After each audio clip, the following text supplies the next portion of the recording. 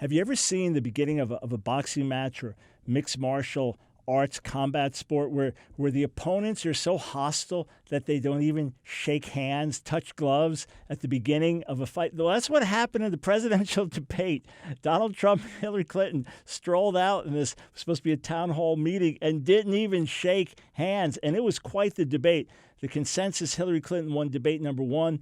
Donald Trump won debate number two. That's how it seemed pretty clearly to me and many others. And what's interesting is that Donald Trump, even though theoretically he would be completely on the offensive or on the defense because of these tapes, or this tape that was released over the weekend. Why now? I mean, didn't have these tapes for months and months before, but to release this tape with his vile sexual comments about women as he's boasting and talking to this other gentleman, you think he'd be completely on the defensive, but he was able to turn things and be on the offensive.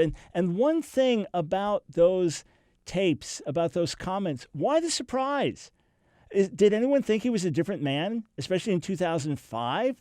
I mean, you've got political leaders running from him now and Christian leaders running from him. We made a mistake in endorsing him. Who'd you think the man was back then?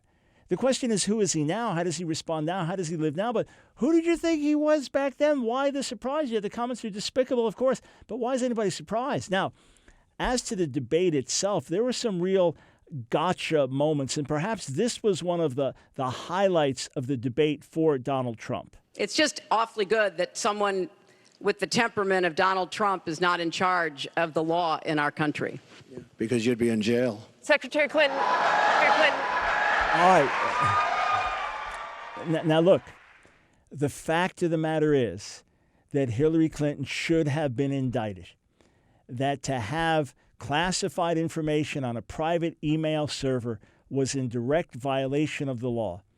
And the head of the FBI, Mr. Comey, disgraced himself by saying, here are all the things she did wrong, but we won't indict her.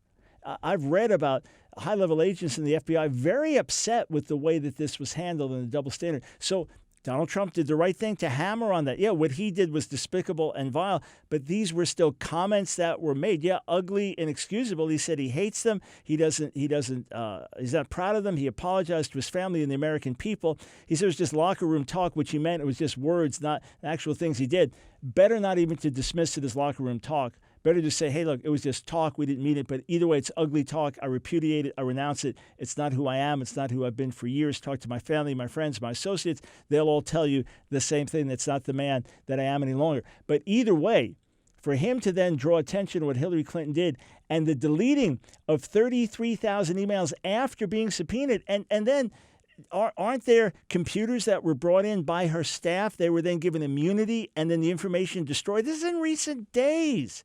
This is an absolute outrage, and he does right to point to that. It's also clear that although the moderators here and there pressed Hillary Clinton, and although overall there was basically equal talking time, Trump got a few more seconds than Hillary did, but overall equal talking time, and the moderators on the one hand tried to be fair. On the other hand, they didn't even disguise their disdain for Donald Trump and their siding with Hillary Clinton. I mean, that was plain for the world to see. Check out this exchange that took place. I'd like to know, Anderson, why aren't you bringing up the emails? I'd like to know. Why aren't you getting brought up to the bottom? emails. No, it hasn't. It hasn't. And it hasn't been finished at all. Ken Karpowitz has a question. It's nice to 1-on-3. Yeah, now, there are better ways to do things when you're getting ganged up on that you don't seem whiny and complaining. People don't like it. You know, if there's a sports event and maybe a tennis match, and afterwards they're asking the person who lost, maybe the champion, and they lost, they said, I've had a back injury and I'm not up to par. People will boo a little bit because you're not giving adequate credit to the others. And you might say, my opponent won. She was the better person. He was the better person today. They were going to win anyway. I wish I could have done better. I've had some back issues I've been dealing with. I wish I could have done better. But they're the champ deservedly. There's a way to say it.